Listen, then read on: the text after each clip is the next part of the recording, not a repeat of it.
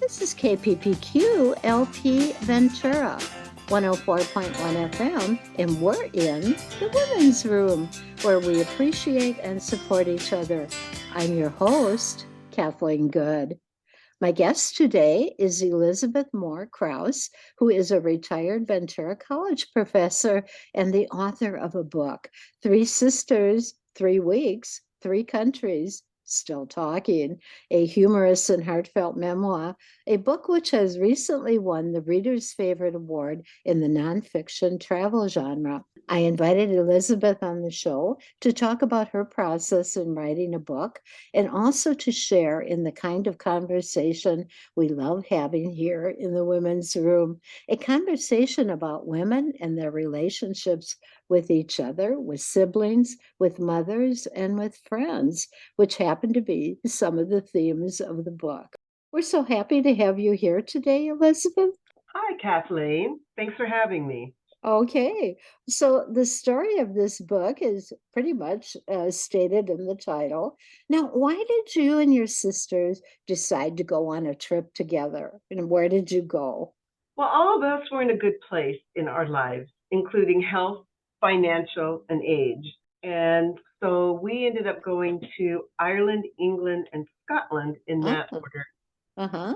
because we found out that we have genetic ties there. And so that's what we voted on, and we all agreed, just like that. So the trip should be easy since we agreed on that. Right, right. You showed me the journal you kept on the trip.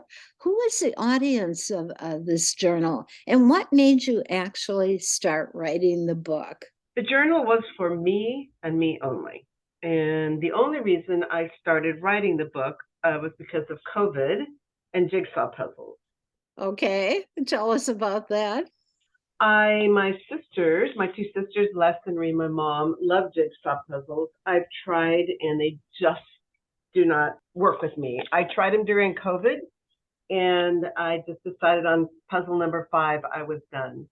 So I always keep a travel journal and I decided what else am I going to do during lockdown? So I started typing up my journal. Oh, so you actually started typing what you had written.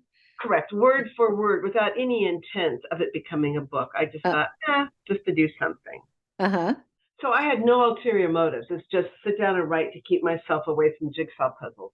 Well, I especially like the term you used to describe your journal writing. You described it as pure, which I found a very interesting term. What do you mean by the term pure? I mean, my daily entries were made with absolutely no ulterior motives. Not that, okay, I'm going to write about a book in the future, so I want to add more things or keep things out. It was just a recording of the day with no ulterior motives. Uh-huh.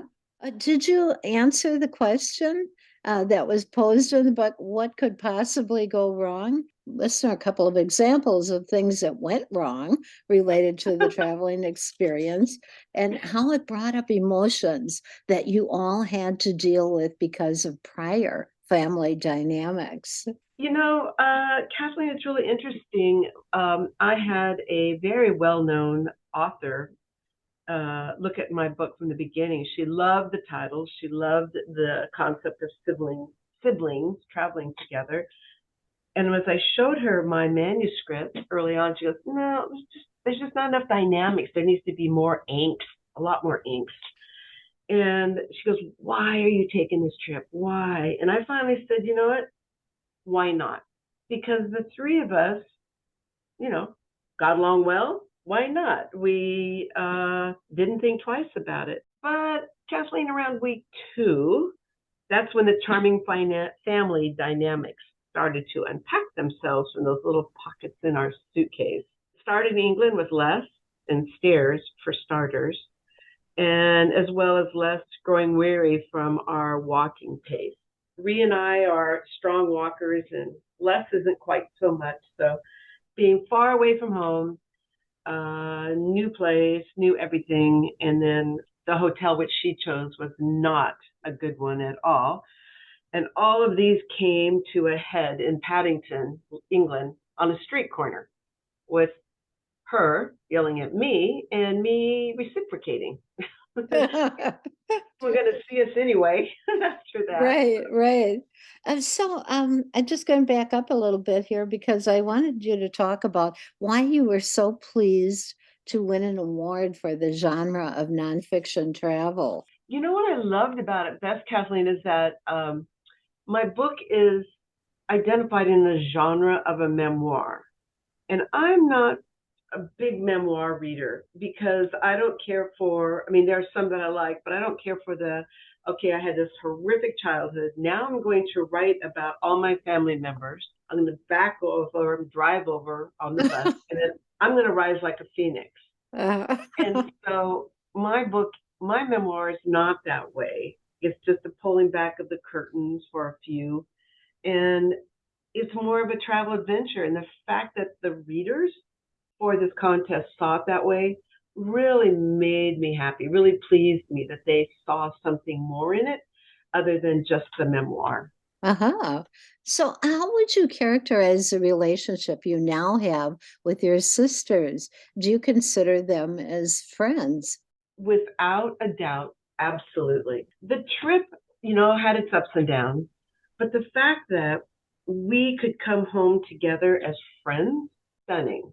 And then we continue to be writing the book has brought us even closer together. And they were very supportive through the entire process. And I let them read the manuscript all the way through. And I asked at any time if there's anything you want taken out, I will. Each of them asked for one thing out, and I did not hesitate. I took it out. Oh, so you started by typing and then something happened. You began to see a book emerging, and then you incorporated this kind of psychological analysis of your family dynamics, a sort of backstory into the tale of the trip. Now, this is not usual in a travel book. So, what was your intention in doing so? Well, I really hope that my book surprises my reader. I want them to know who they are traveling with, perhaps enjoy the trip more through who we are together and as individuals. So this makes us, I thought if I pull the curtain back a little bit, I use that term a lot. It's like I want to expose a little bit, but not everything, because I didn't want to take off in a whole different tangent. But Right. I didn't want us to be just flat characters. It was Les, Liz, and Ree. But if I didn't give a little bit of background, it could have been Carol, Jean, and Sue. It could be anybody, insert your name. But I didn't want that. I wanted this to be specific to us. And I wanted to share just enough without distracting from the trip. Okay, so you kind of built some characterization, of the truth of your Right, sisters. Okay. right.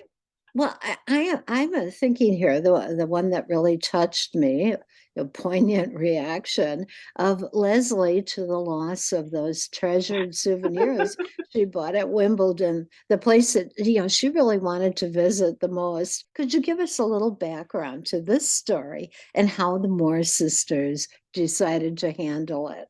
Well, one thing this trip did was answered a lot of questions that we didn't think needed answers. So, Oh, for instance, Les has always been tight with her money, and we just figured that's who Les is. But as the story goes, as the trip unfolds, I mean, we learn more about Les, her first marriage, how that affected her. So set that aside. Les really wanted to see Wimbledon. So when we started organizing this trip, we were talking over each other, and I finally said, how about each of us take one country, you make the reservations, and you pick two places you absolutely want to go visit. So Les, I had Ireland. I wanted to visit Northern Ireland, Belfast. Les wanted England because she absolutely loves tennis. She's never played in her life, but she knows the sports and the players in and out. So Wimbledon it was. Now we get to Wimbledon, and she spends 75 euros at the gift shop. Unprecedented for us to spend that kind of money, but she did. So we, long story short, end up stopping, going back to London, take the train. We stop at a little grocery store, and they have these huge orange bags. And Les is struggling with her purse, with her orange bag, and all her treasures. And Ree, the younger sister, said, let's just put it all together. And Les is on the tube holding tight to everything because it says, hang on to your things, pickpocketers. So those two sit down in one area. I sit in another in front of Westminster. And before I know it, Ree comes by and says, hey, we're ready to go into Westminster. Let me take your trash. I hand it to her. That happens. We don't get into Westminster. We travel along. We end up by St. Paul's Cathedral. I'm trying to give a little bit without giving it away. But Les and I had ordered a pesto salad. And Les was saying, what's that smell? And I said, well, it's pesto. She goes, yeah, but I don't smell it on you. So she was sitting down and she lifted up and there was pesto stains on her jeans. And long story short, Ree or Les or Ree threw away the wrong orange bag, and Les's treasures ended up in the trash. Oh no! And she was carrying the trash. Oh no! Oh no! So all this time she was guarding the trash. Yeah. Right. So, how did you help her with this? Well, in true Moore fashion, at the beginning of the book, I talk about how we camped a lot as children, and our tent stakes throughout were laughter and humor. Our parents instilled that in us, and it was innate. And when I saw what was going on, I had to turn my back on Les because I started laughing. I mean, just the idea of it all, Les spending money she didn't like to spend, holding on to it, all these dynamics. And then I turned to look at Ree, and I knew as soon as I looked at Ree, we were in trouble. So she turned her back on Les as well. And Les says, I can see you guys. I can see your backs moving up and down. I know you're laughing. And she started to laugh. And then, of course, she was laughing sad. But Ree, the ever caretaker, said, you know what? I'll go back with you tomorrow. And you can go buy your treasures again. And here's $20. And I'm going, okay. Then they look at me. I said, no. They said, no, what? You can go on to Stonehenge and Windsor. That's what we planned. So you go ahead and go do that. Ree says, I'll go back with Les. And I kind of looked at him. I said, no, we agreed to stick together. Windsor and Stonehenge will be there. We'll stick together and I'll go with you. And I don't know why I do this. I said, but here's $10. And then go later. I wasn't even part of this fiasco, but we start laughing and we support each other. The sisterhood is what's important. Oh. I have a friend who says, I would have just packed up and left. I go, but you're not a Moore sister. Oh. We know how to laugh, how to get through, how to support one another. So the next day, we all went back, and instead of spending $75 or euros, Les only spent 40 because she had 30 donated by her sisters. Well, that was really, really kind of you. And the story really fits with in the women's room here, because this is what we aim to do, to appreciate and support other women. So one of the themes we talked about earlier is the theme of silence of women.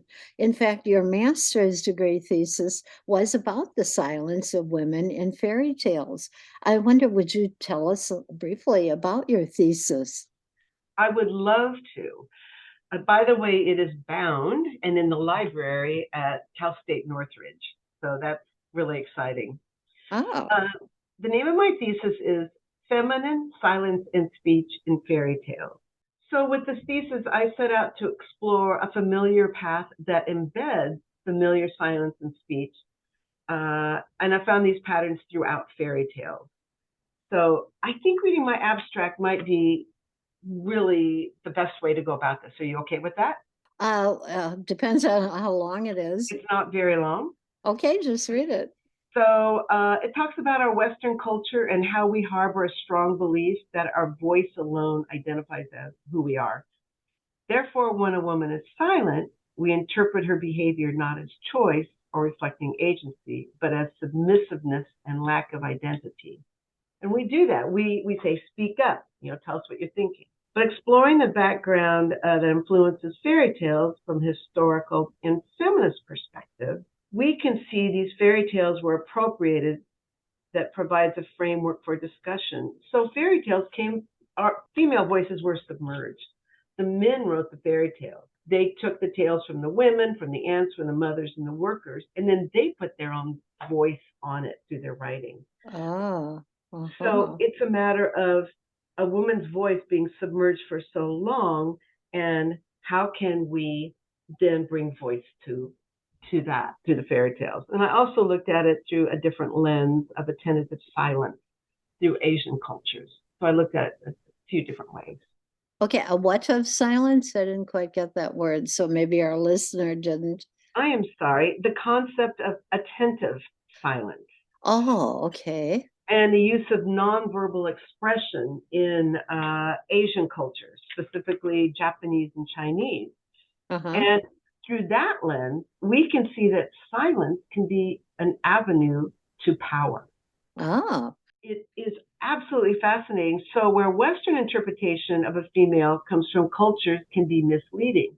Why don't the girls speak up? Why don't the women speak up? But given these different social constructs, we can then look and see a woman's voice in a fairy tale can be alternately or simultaneously positive or negative, unexpectedly empowering, or familiar disempowering. So we see many young girls who are quiet because their mothers are silenced through death. There's a lot of dead mothers in fairy tales, but then we see a young girl finding her voice. And even Cinderella, she might end up marrying the prince, become queen, but we know she's got a voice, and happily ever after might be her putting her voice in, hey, we need to do this in our kingdom. Okay, well, we're going to have to leave it here for a moment while we do a station ID. This is KPPQ LP Ventura, 104.1 FM, and we're in the women's room where we appreciate and support each other. I'm your host, Kathleen Good. My guest today is Elizabeth Moore Kraus, who is a retired Ventura College professor and the author of a book, 3 Sisters, 3 Weeks, 3 Countries, Still Talking. Ms. Kraus is here to talk about how she came to write the book and to talk about a variety of women's relationships. We're back again. We're just talking about the silence of women, which was the theme of your thesis. And I was wondering if you were able to relate any of the insights you gained into the generation before us, our own mother's silence, because I thought as you were relating this, how my mother had never really found her voice. So what insight can you tell us about why women remain silent? You know, Kathleen, I really agree with you. And in fact, I told my mom for many years that when her generation dies, and she just passed at age 92 in March, that the long reach of Queen Victoria will finally be gone. And what's important that a lot of people don't realize this, but the Queen, here, this powerful woman, is quoted as saying, the movement of the present day to place women in same positions as to profession men was made and is mad and utterly demoralizing.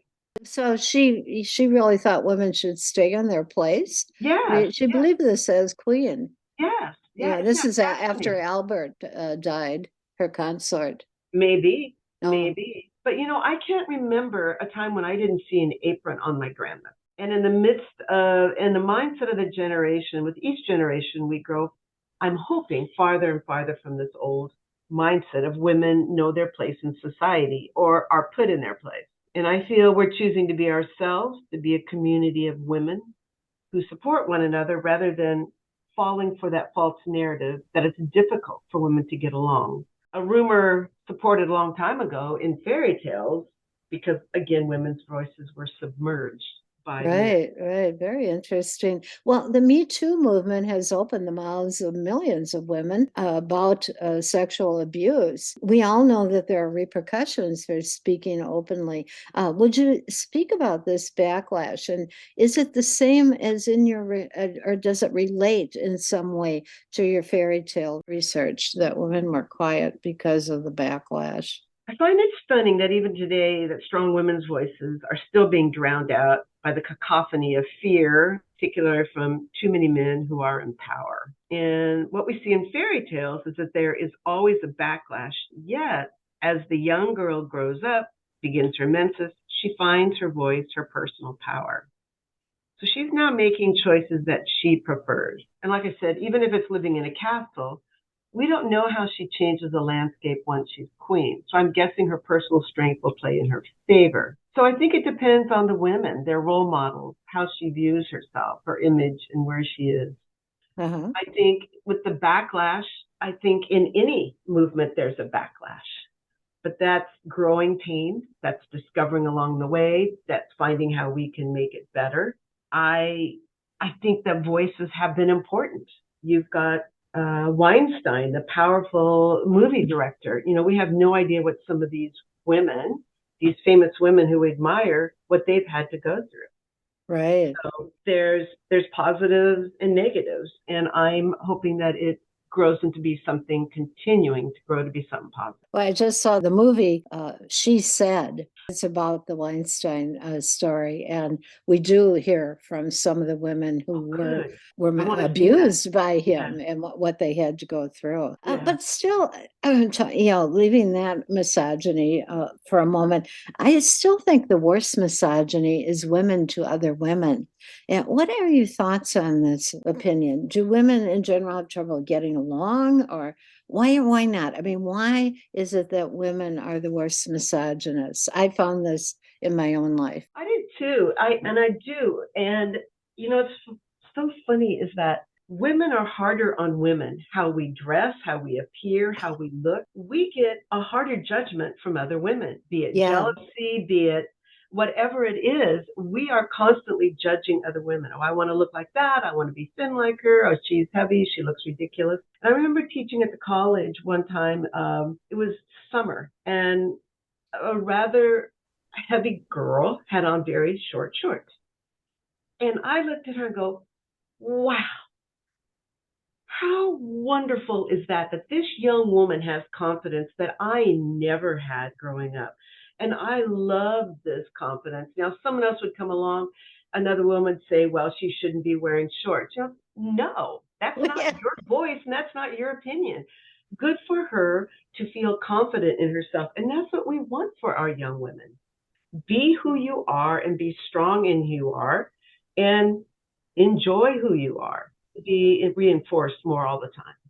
I agree with you that women dress for other women. Men Yeah. just look at the whole woman. Yeah, they don't look at the little accessories or whatever. They just get a picture of the whole person. I think it depends on the women too, and our role models and how we see ourselves, how our self image.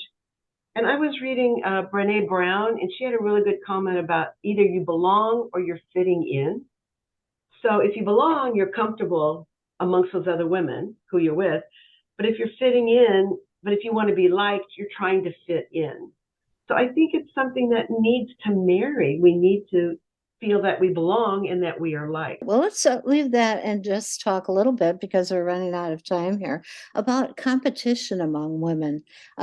We also talked about how friendship can be at different levels, not Mm-hmm. necessarily my best friend model of the playground. Sometimes women in a friendship expect the relationship to be exclusive or more than the other person does. Have you noticed this assumption? To be completely transparent, I'm living it, I've lived it, and I've become at my age rather fine with it because I feel like I'm my life is a pond, and if you throw a rock in the middle, that's me, and then these ripples. And my friends closest to me, it's not just one friend. I have 6 very close friends, and they all know about each other. I don't have one best friend. So I feel we need to get past the playground, the teeter totter, the up and down. You know, with my best friend, she gets off, okay, now you're my best friend. We can have many, many friends, and it only serves to enrich us. So you made, again, moving on to another topic. that you made some references in your book about women and aging, like overall our overall tiredness and our tired feet had up your examples. How else did age add to the stress of traveling? Just briefly. It didn't. It didn't. It never crossed our minds. Oh. We saw ourselves as three more sisters. We did not have an age on ourselves. When our feet were tired or anything else, we never said, oh, we're getting old or this is too hard. Never once was that part of our conversation. It just Hmm. wasn't. Yeah. So, what are your thoughts about aging and body image and why women feel so negatively about themselves as their bodies naturally change with maybe weight gain or sagginess due to natural hormonal changes? Wall Street and marketing.